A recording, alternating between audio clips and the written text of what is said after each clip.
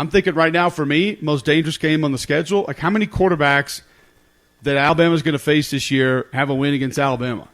Not a lot of teams on that schedule that can say that. So I'll take the team that kept it competitive last year. I'll take the team that's got a quarterback on their roster that has a win against Alabama.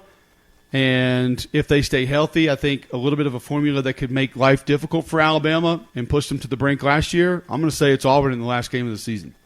The only thing I would say is being in Bryant Denny versus being in Jordan Hare is just a totally different animal, though.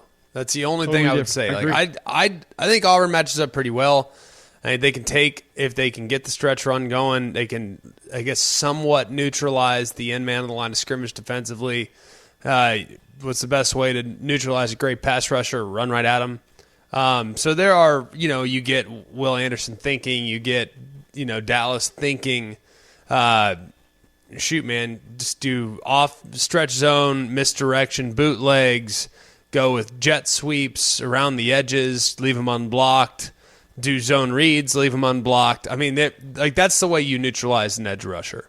You take away space and rhythm. And if you can take away space, which I'm sure they will, by doing condensed formations, things like that, that will be beneficial. You do some cracks, do some things like that, just to get them thinking. That can do an awful lot to allow you to, neutralize that spot. And I think some coaches are just really stubborn, and I think a lot of coaches, Mississippi State being the best example, are like, no, we'll just beat them with what we do.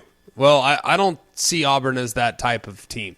I think they know and acknowledge that they are less talented at certain spots, and they will not allow those liabilities to come to the forefront in the biggest possible games. They didn't last year, and look at what happened. So I think that game's dangerous. I think it's a whole heck of a lot less dangerous in Bryant Denny than it is in Jordan Hare.